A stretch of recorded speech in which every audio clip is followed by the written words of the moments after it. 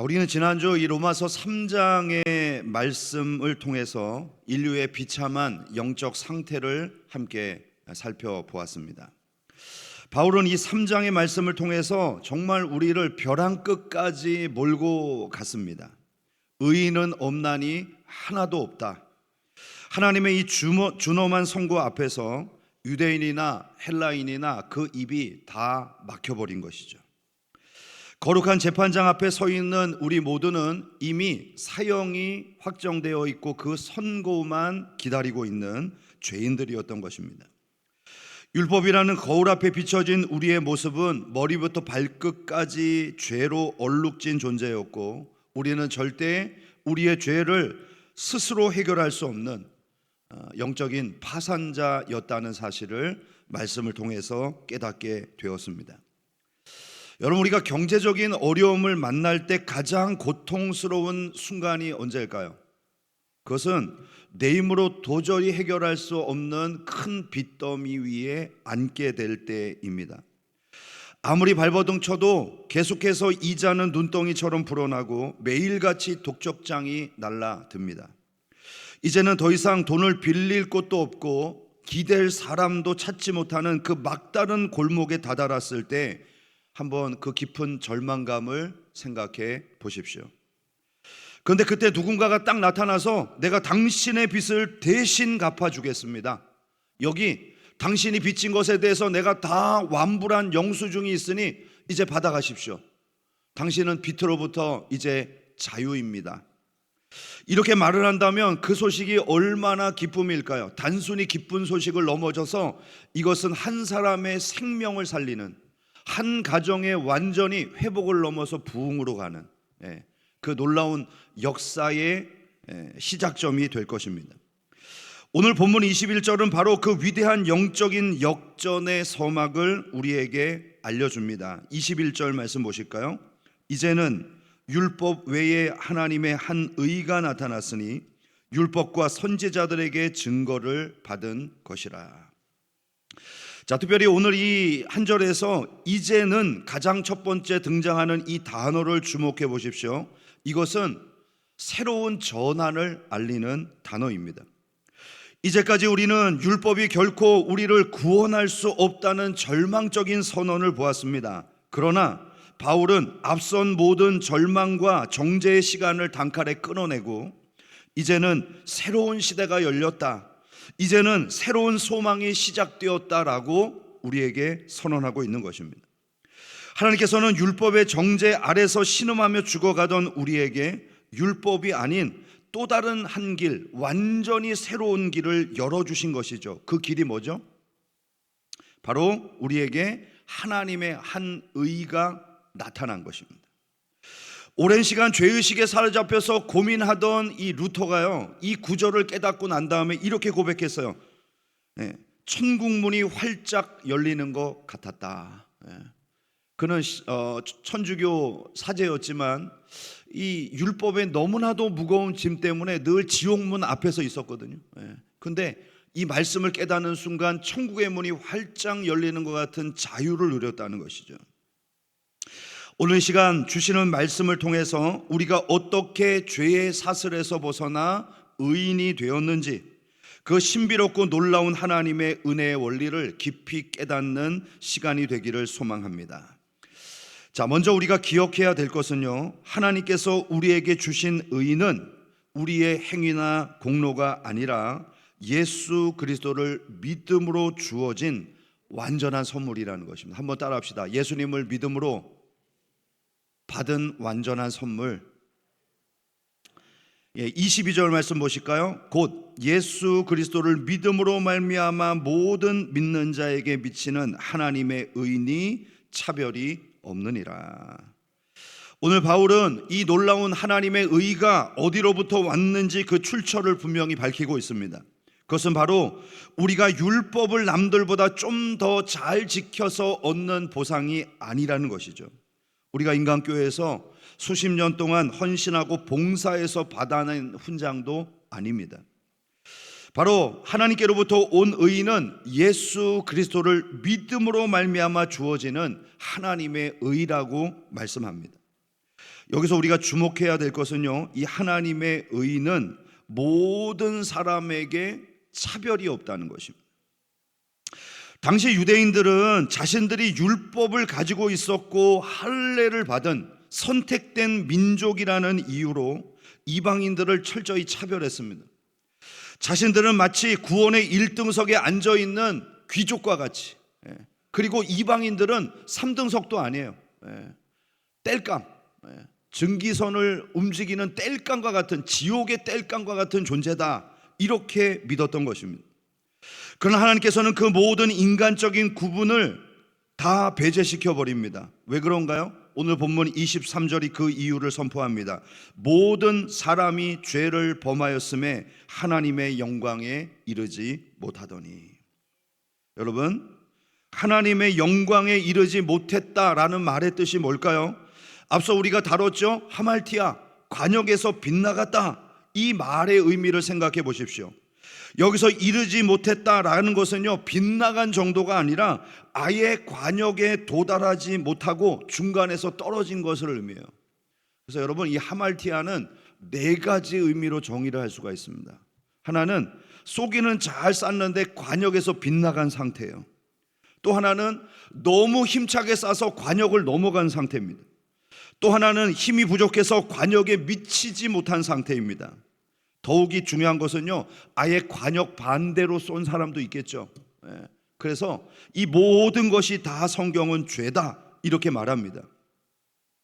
그러므로 우리가 실수해서 빗나갔건, 하나님보다 앞서갔건, 부족해서 미달되었건, 하나님을 대적하여 반대로 가건, 모든 것이 다 죄입니다. 근데 어떻게 됐다고요? 모든 사람이 죄를 범하였음에 이 영광에 미치지 못했다는 것이죠.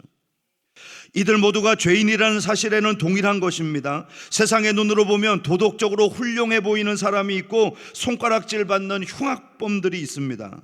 인간의 기준으로는요, 이 둘 사이가 엄청난 차별 같습니다. 그러나 하나님의 절대적인 거룩함 앞에서는 어떤가요? 모두가 하나님의 의에 함량 미달인 상태인 것이죠. 한번 이렇게 예를 들어 봅시다. 여러분, 우리의 도덕적인 기준을 100점 만점으로 한다면 여러분들은 몇 점을 줄 것 같아요? 자기 자신한테 점수를 공개하세요. 아마 10점 정도 받은 사람은 저 죄인이라고 정죄를 받겠죠. 100점 만점에 10점이면 뭐 그거는 뭐 점수도 없는 거 아니겠습니까? 또 어떤 사람은 60점 정도 받을 수 있겠죠. 그러면 나는 낙제는 면했지, 그 인간의 도리는 다 했다, 뭐 이 정도 생각할 것입니다. 80점이면 나름대로 훌륭하다고 생각할 것이고요, 100점이면 완벽하다고 말하겠죠. 자, 그런데 어쩝니까? 하나님은 100점이 아니라 만점 정도는 받아야 완벽하다, 내가 그래도 조금 만족할 수 있다, 이렇게 평가하실 것입니다. 인간의 기준은 어떻습니까? 그저 고작해야 행위 정도만 판가름하는 기준일 것입니다. 그러나 하나님의 평가는 우리의 행위와 그 마음의 동기와 영혼까지도 보시기 때문에 결코 우리는 하나님이 원하시는 기준에 도달할 수 없는 것이죠. 그러니까 100점짜리 인생이나 10점짜리 인생이나 부족하기는 매 한 가지고요, 지옥 가는 것은 똑같다는 거예요. 우리 편에서 보면 100층 높이에 서 있는 사람이나 10층에 있는 사람이 차별을 보면 와, 저렇게 높은 곳에 있는가 라고 할 수 있지만, 높은 하늘, 저 달나라에서 이 지구를 내려다보면 어때요? 100층이나 10층이나 낮은 거는 마찬가지예요. 그런데 하나님께서 이 절망적인 인류에게 예수 그리스도라고 하는 차별이 없는 길을 제시해 주셨습니다. 이제 구원은 나의 실적이나 내 어떠함에 달린 것이 아닙니다. 예수님이 누구신가, 그리고 우리가 그분을 어떻게 믿고 있는가, 그분께서 우리를 위해서 어떤 일을 하셨는가를 믿느냐에 달려 있는 것이죠. 이 복음 앞에는 세상의 지위도, 과거에 지었던 추한 죄도, 가문의 배경도 아무런 장애물이 되지 않습니다. 오직 믿는 자에게는 조건 없이, 차별 없이 주어지는 완벽한 의의 옷, 바로 예수 그리스도의 의인 것이죠. 여러분, 혹시 여러분도 내가 이 정도밖에는 안 되는데 과연 하나님이 나를 사랑하실까, 이런 마음으로 자격지심에 빠지신 분들이 계신가요? 혹은 나는 그래도 저 사람보다는 낫지, 이런 은밀한 자기의에 취해 있는 분들은 계시지 않습니까? 여러분, 이 두 마음 모두가 복음을 가로막는 교만한 장애물입니다. 우리는 모두 예수 그리스도라고 하는 의의 옷을 입어야만 합니다. 나를 보지 않고 내 안에 계신 예수 그리스도를 보시는 하나님의 은혜, 그 차별이 없는 복음을 오늘 이 귀한 시간 벅찬 가슴으로 받아들이는 저와 여러분이 될 수 있기를 주님의 이름으로 축복합니다. 두 번째로 생각할 것은요, 우리가 얻은 이 의로운 신분은 하나님이 지불하신 엄청난 대가를 통해서 주어졌다는 것입니다. 24절과 25절 말씀, 그리스도 예수 안에 있는 속량으로 말미암아 하나님의 은혜로 값없이 의롭다 하심을 얻은 자 되었느니라. 이 예수를 하나님이 그의 피로써 믿음으로 말미암는 화목제물로 세우셨으니 이는 하나님께서 길이 참으시는 중에 전에 지은 죄를 간과하심으로 자기의 의로우심을 나타내려 하심이니. 자, 오늘 이 본문에는요, 우리 기독교 신앙의 핵심인 두 단어 들어 있습니다. 한번 24절에 보면 속량이라고 하는 단어가 나오고요, 25절에 보면 화목제물이라고 하는 단어가 나옵니다. 여러분, 이 두 가지는 십자가의 신비를 설명하는 같은 개념이지만 다른 표현이에요. 쉽게 설명을 드리면 속량은 구원의 결과로 나타난 실제적인 효력입니다. 그리고 여기에 화목제물이라고 하는 것은 이 효력을 발생시키기 위해서 하나님이 취하신 구체적인 행동을 말해요. 화목제물이라고 하는 하나님의 선택이 속량이라고 하는 결과를 낳은 것이죠. 여러분, 이 상관관계를 좀 더 깊이 들어보겠습니다. 먼저 속량입니다. 자, 이 단어는 고대 시대의 이 시장에서 통용되고 있는 단어였습니다. 노예의 몸값을 대신해서 지불하고 이 노예를 자유인으로 풀어줄 때 사용하던 상업 용어가 속량이라고 하는 용어였어요. 자, 그런데 이것이 지금 우리 구원에 적용되고 있는 이유가 뭘까요? 그것은 우리가 죄 때문에 가졌던 본래의 신분이 그러했기 때문입니다. 우리는 어떤 존재였습니까? 죄의 노예였습니다. 사탄의 결박 아래서 영원한 죽음을 향해 끌려가고 있는 비참한 인생들이었습니다. 그런데 우리 스스로는 이 몸값을 지불하고 스스로를 구원해낼 수 있는 힘이 단 1도 없었던 것이죠. 그런데 예수님께서 당신의 보배로운 피와 그 생명을 우리에게 주심으로 엄청난 몸값을 지불해 주신 것입니다. 그리고 우리를 사서 우리를 이 죄로부터 자유케 만들어 주신 것이 바로 속량의 은혜라는 단어입니다. 두 번째로 등장하는 화목제물은 이 구약시대에 드려졌던 제사와 연관이 있습니다. 구약시대에 5가지 제사가 있었는데요, 번제, 온전히 태워서 드리는 헌신의 제사죠, 소제, 곡물로 드리는 제사죠, 또 하나님과 이웃과의 관계 회복을 위한 화목제, 그리고 부지 중에 지은 죄를 속죄하기 위해서 드렸던 속죄제, 그리고 성물이나 이웃의 재산상의 손해를 끼쳤을 때 드려야 할 속건제. 수요일날 잘 들으셨네. 속건제. 그래서 이 5대 제사가 구약시대에 드려졌습니다. 자, 따라서 화목제물이라는 단어를 놓고 보면 화목제의 제사만을 지칭하는 것처럼 보이지만 사실 이스라엘이 제사를 드릴 때 한 가지 제사만 드리는 것이 아니라 여러 제사를 복합적으로 드렸거든요. 그래서 오늘 이 화목제물이라고 하는 단어는 이스라엘의 절기와 연관되어서 우리가 생각해 보아야 합니다. 그러면 어떤 절기일까요? 이스라엘 백성들이 드렸던 절기 중에 이 대속죄일이라고 하는 가장 중요한 절기가 있습니다. 이 대속죄일에는 이스라엘 백성들의 모든 죄를 속하는 속죄의 제사가 드려지는데요, 이때 2마리 염소를 준비를 합니다. 그리고 제비를 뽑아서 1마리 염소는 죽여서 그 피를 지성소 안에 있는 언약궤에 뿌림으로 그 죄를 속하게 되고요, 또 선택된 2번째 염소는 제사장이 머리에 안수하여서 이스라엘의 모든 불의와 죄를 전가시키고 먼 광야로 보내서 죽게 합니다. 그런데 여러분, 이 두 마리의 양이 바로 하나님께서 우리의 죄를 처리하신 결과를 나타내는 선명한 그림이라는 거예요. 첫 번째 염소는 자신의 생명을 들여서 우리의 죄를 속하는 제물로 드려졌습니다. 두 번째 염소는 그 속죄된 죄가 우리로부터 멀어지는 거예요. 저 광야, 다시는 돌아올 수 없는 곳으로 멀리 떠나갔다는 것을 상징적으로 보여주는 것입니다. 바로 이것은 십자가의 효력을 우리에게 보여주고 있는 것이죠. 바로 여기서 생명을 잃고 뿌려진 그 첫 번째 염소가 오늘 본문에서 말씀하고 있는 화목 제물입니다. 여러분, 하나님의 거룩한 공의는 결코 그냥 지나치지 않습니다. 공의로운 재판장이신 하나님은 반드시 죄에 대해서 진노하시고 벌하셔야만 합니다. 그런데 하나님께서 그 무서운 진노의 잔을 죄인인 우리에게 쏟아붓는 대신에 바로 당신의 독생자 예수 그리스도에게 쏟아 부었다는 것이죠. 그러므로 예수님이 지신 십자가는 하나님의 진노가 머무는 자리였고, 동시에 하나님의 그 진노가 해결되는 자리였던 것입니다. 그러므로 우리가 값없이 의롭다 하심을 얻었지만 하나님께서는 결코 공짜로 이 구원의 은혜를 주신 것이 아닙니다.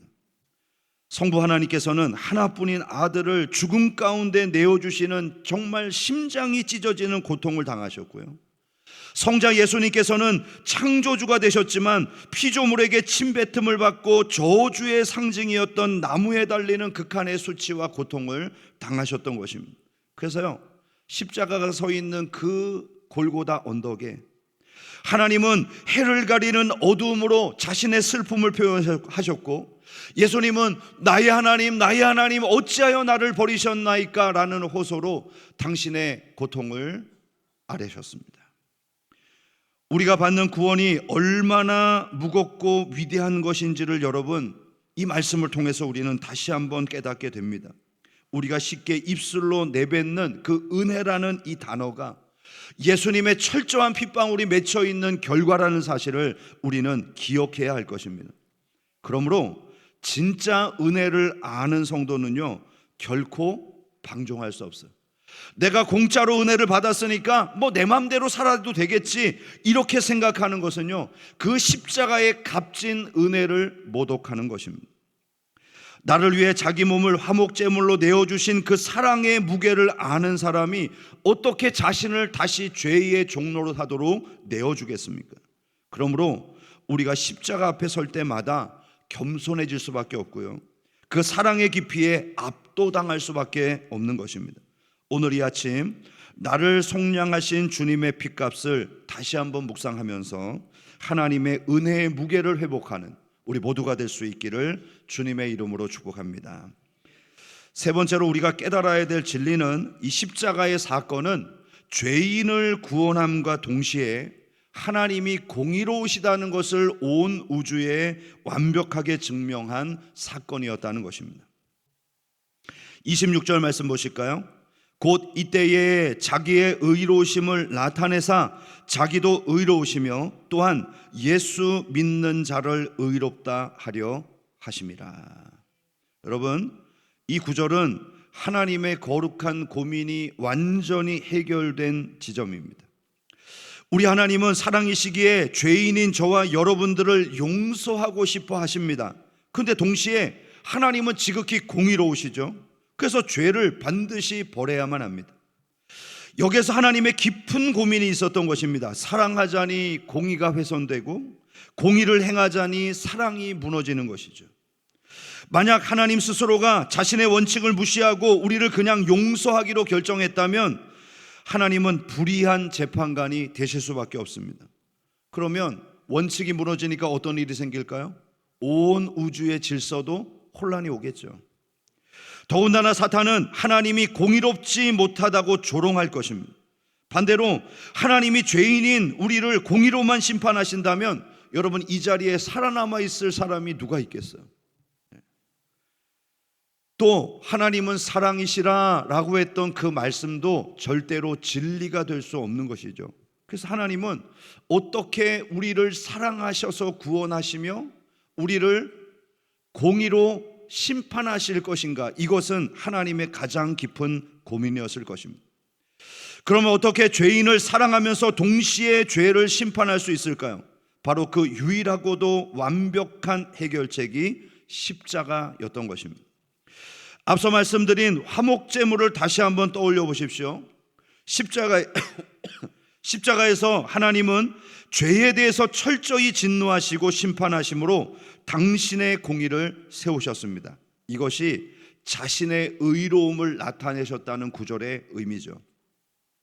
그리고 그 심판의 대가를 당신의 독생자 예수 그리스도에게 대신 짊어지게 하심으로 우리를 법적으로 완전히 용서해 주셨습니다.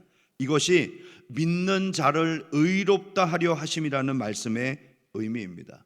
그야말로 하나님의 사랑과 공의가 이 십자가에서 완벽하게 이룬 것입니다. 시편 85편 10절은 이 십자가를 이렇게 예언하고 있습니다. 인애와 진리가 같이 만나고 의와 화평이 서로 입맞추었으며. 여러분, 인애와 진리라는 이 단어는요, 한 자리에 있기가 어려운 것입니다. 왜 그럴까요? 어떻게 사랑과 공의가 완벽하게 충족될 수가 있겠습니까? 이건 사람이 할 수 없는 거예요. 우리가 자녀들을 길러보고 또 한 공동체에서 리더로 해보지만 여러분, 이거 균형 맞추기가 쉽지 않잖아요. 사랑으로 용서하자니 진리가 울고, 진리로 사람을 판단하고 정죄하자니 사랑이 울고, 어떻게 해야 되죠? 사람은 이걸 완벽하게 조화를 이루기가 어렵습니다. 그런데 이 놀라운 조화가 바로 십자가에서 가장 완벽하게 일어난 것입니다. 우리는 흔히 구원을 내가 지옥 가지 않는 천국 티켓 하나 정도 얻는 것으로 가볍게 생각합니다. 그러나 구원의 본질은요, 하나님의 하나님 되심을 드러낸 놀라운 사건입니다. 하나님께서는 우리 같은 죄인을 구원하시는 이 독특한 방식을 통해서 하나님 자신이 얼마나 거룩하신 분인지, 동시에 우리를 포기하지 않는 그 사랑이 얼마나 위대한 결단이었는지를 만천하에 드러내신 것입니다. 그래서 우리가 이 구원의 기쁨을 노래할 때 반드시 함께 드려야 될 찬양이 뭘까요? 하나님의 위대하심이에요. 그 하나님의 위대하심. 하나님, 어떻게 이렇게 지혜로운 방법을 생각하셨나요? 우리의 모든 죄를 그 십자가에서 완벽하게 심판하시고 우리를 어떻게 이렇게 사랑으로 구원하실 생각을 하셨습니까? 그리고 그 구원을 위해서 당신의 독생자를 어떻게 십자가에 버리실 생각을 하셨습니까?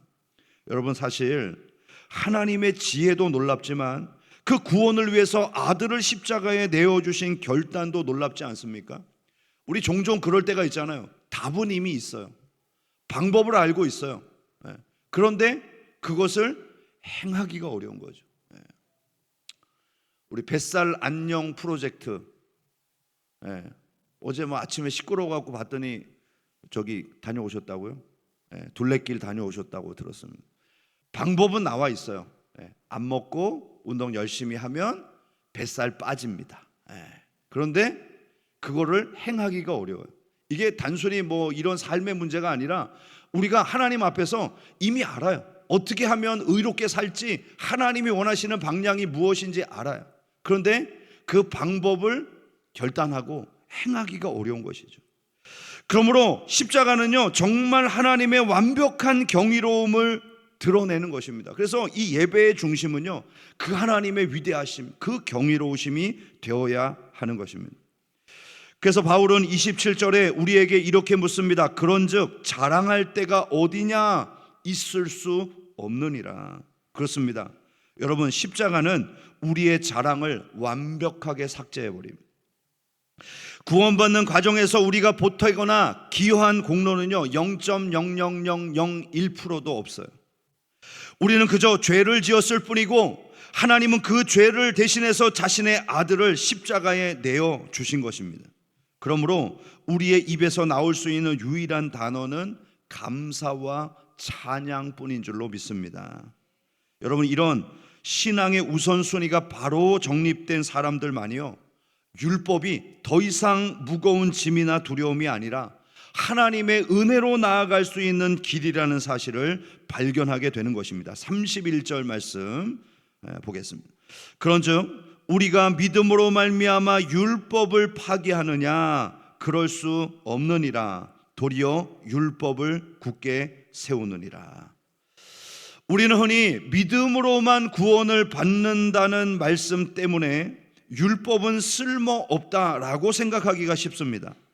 하지만 바울은 십자가의 복음이야말로 율법을 가장 완벽하고 굳게 세우는 길이라고 선포하고 있죠. 놀라운 사실은요, 믿음이 우리로 하여금 비로소 율법의 정신을 따라 살게끔 만든다는 것입니다. 과거에는 심판이 무서워서 율법을 지켰습니다. 혹은 복을 받기 위한 조건으로 율법을 지키려고 애를 썼습니다. 하지만 그것은 늘 실패할 수밖에 없는 무거운 짐이었어요. 그러나 이제는 어떻습니까? 나를 위해서 화목제물 되어주신 예수님을 사랑하기 때문에 우리가 이 율법을 소중하게 생각하는 것입니다. 율법은 그저 지켜야만 구원받는다는 공포가 아니라 이제는 나를 구원하신 주님이 너무 좋아서 기쁨으로 지켜야 될 은혜로운 말씀이 된 것이죠. 율법의 성령의 법이 우리 안에 들어올 때 우리는 율법의 문자에 매인 노예가 아니라 율법의 정신인 사랑을 실천하게 되는 자유인이 되는 것입니다. 이것이 바로 성도들의 삶 속에서 율법이 실제로 굳게 세워지는 모습인 것이죠. 그러므로 우리는 나는 믿음이 있으니 내 마음대로 살아도 된다라고 말할 수 없습니다. 참된 믿음은 반드시 하나님의 거룩한 법을 존중하고 즐거워하며 따라가는 삶을 살게 됩니다. 오늘 이 아침 십자가를 다시 한번 바라보십시오. 그곳에서 율법의 모든 정죄가 끝났습니다. 그리고 동시에 이제는 나를 사랑하신 그분의 뜻을 따라 율법의 완성인 사랑의 길을 걷겠다고 선포하십시오. 자랑할 것이 하나도 없는 우리가 오직 믿음으로 의롭다함을 얻었기에 이제는 우리의 삶의 전 영역에서 하나님의 법을 아름답게 세워가는 복된 인생이 될 수 있기를 주님의 이름으로 축복합니다. 이제 말씀을 맺겠습니다. 여러분, 우리는 그동안 이 로마서의 말씀을 통해서 율법의 정죄 때문에 코너에 몰리기도 하고요, 정말 벼랑 끝에 서는 것 같은 그런 고통을 받기도 했습니다. 어떻게 우리는 이 심각한 죄가 이렇게 우리의 삶에 깊이 들어왔을까? 우리가 이런 절망적인 상태라면 나는 과연 구원을 받을 수 있는 존재인가? 여러분, 이것이 율법을 대하는 이들의 한결같은 결론이었습니다.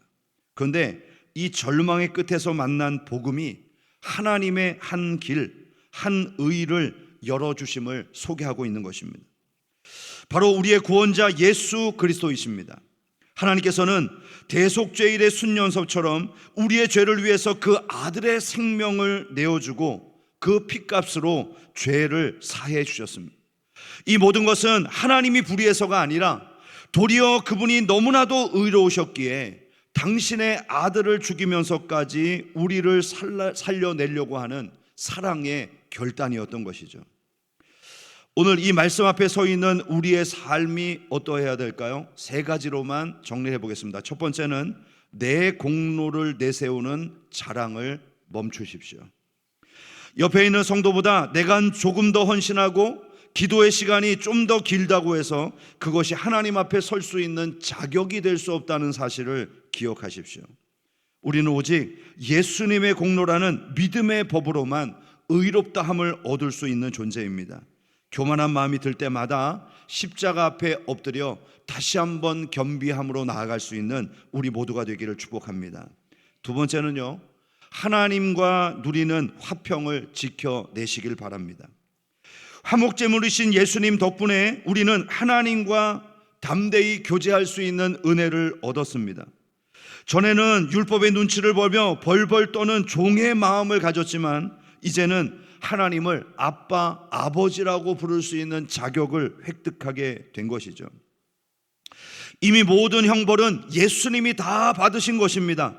이제 여러분에게 남은 것은 하나님의 인자와 사랑뿐이라는 사실을 믿으면서 하나님이 주시는 진정한 샬롬, 평강의 은혜를 누리며 살 수 있기를 주님의 이름으로 축복합니다. 마지막 세 번째는요, 사랑의 율법을 세워가야 한다는 것입니다. 믿음으로 의롭게 되었다고 해서 방종으로 흘러가서는 안 되는 것입니다. 오히려 나를 위해서 피를 흘리신 그분의 사랑에 감격하여서 이제는 무서워서가 아니라, 이제는 무거운 짐을 지는 마음이 아니라 예수님이 너무 좋아서, 그분의 사랑이 너무 감사해서 말씀에 기쁘게 순종하는 성도들이 될 수 있기를 주님의 이름으로 축복합니다.